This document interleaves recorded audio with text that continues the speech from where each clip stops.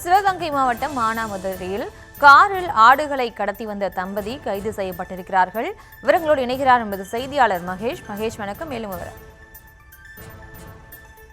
நிச்சயமாக சிவகங்கை மாவட்டம் மானாமதுரையில் சொகுசு காரில் 5 ஆடுகளை திருடி வந்த மதுரை தம்பதியை காவல்துறையினர் சினிமா பட பாணியில் துரத்தி பிடித்த சம்பவம் பெரும் அதிர்ச்சியை ஏற்படுத்தியுள்ளது.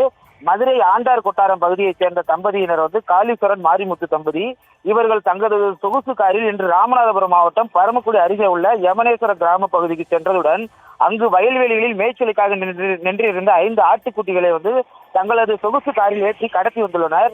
இதனை கண்டு அதிர்ச்சி அடைந்த அப்பகுதி மக்கள் உடனடியாக காவல்துறையை தகவல் தெரிவிக்கவே அவர்கள் அப்பகுதியில் வாகனத்தை தடுத்து நிறுத்த முயன்றுள்ளனர். ஆனால் அந்த கார் சிவகங்கை மாவட்டத்திற்கு நுழைந்ததுடன் மானாமதுரை வழியாக மதுரைக்கு செல்ல முற்பட்டுள்ளனர்.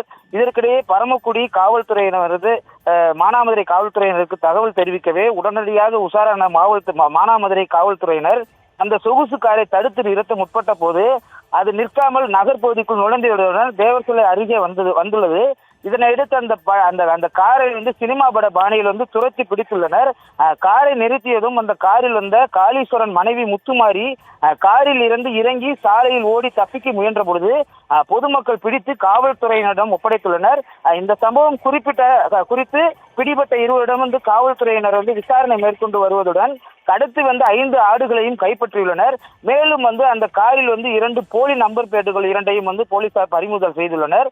ஆடுகளை சொகுசு காரில் தம்பதிகள் கடத்தி வந்ததும் அவர்களை சினிமா பட பாணியில் காவல்துறை துரத்தி பிடித்த சம்பவம் பெரும் பரபரப்பை ஏற்படுத்தியுள்ளது.